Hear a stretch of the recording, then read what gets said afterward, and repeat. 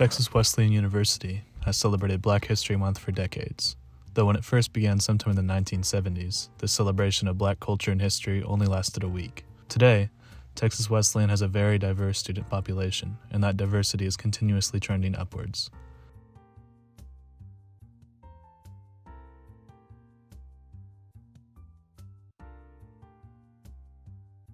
Having a varied, diverse population now makes it easier and more important to represent certain cultures' histories. We were interested in finding the first Black student to attend Texas Wesleyan, so we were looking at the library for some kind of archive of students, where I did find a section dedicated to Black history, but not much else. There is an online archive with huge amounts of old editions of the Rambler, some even dating back to the early 1900s. I searched using various terms, eventually realizing that to find what I'm looking for, I would have to use some outdated terms that were used during that time. I began searching for mentions of segregation and integration, but mostly found articles written about other schools and their struggles for or against integration. On the other hand, there were articles written about the more philosophical side of things, discussing themes of brotherhood and traditions, but nothing concrete about actual integration or the first Black students being admitted to Texas Wesleyan. Eventually, we did find a relevant piece of information that helped in the search, or at least established a benchmark in Texas Wesleyan's stance on integration at that particular point in time. Basically, the article discusses an interracial conference that was attempting to hold a meeting on campus. The conference was declined, stating that it might not set so well with some of the supporters of the college. At this point in time, the school's financial backing had priority over the integration situation. To give some credit to the 1956 editors of the Rambler, the author of the article does go on to address the ethics of the situation, asking, should we allow money to come between us and the opportunity for educating a human being? We began seeing articles about student opinions on integration happening at Texas Wesleyan, and the number of pro-integration students was seemingly rising at each mention of the idea.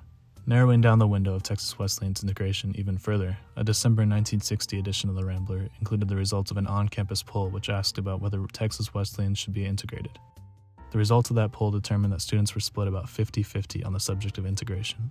Continuing through the 1960s editions of the Rambler, eventually there was a switch from discussing integration on campus to articles mentioning Black students at Texas Wesleyan. Nothing about the day integration happened, or an article naming the first students admitted, but a sudden switch to integrated life and classes. From what can be gathered from these time capsule of news, once integration happened, the Texas Wesleyan community was seemingly accepting the Black students and in support of civil rights causes.